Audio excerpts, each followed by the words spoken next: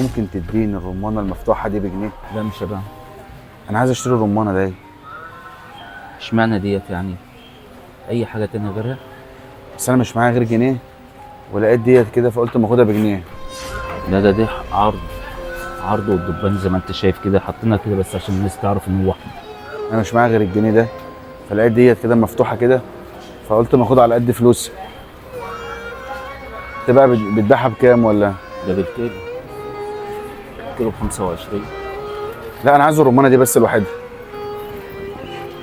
يعني اشمعنى ديت يعني؟ ما انا خد اي حاجه، خد واحده مقفوله. ما هو الفكره كلها في حاجه، معايا الجنيه بس اخد ازاي اي حاجه؟ يكون معاك اي فلوس خالص، اللي انت عايزه تحت امرك. فانا كنت عايز اخد ده بس. يا عم كلنا متعرضين لاي حاجه اللي انت عايزه.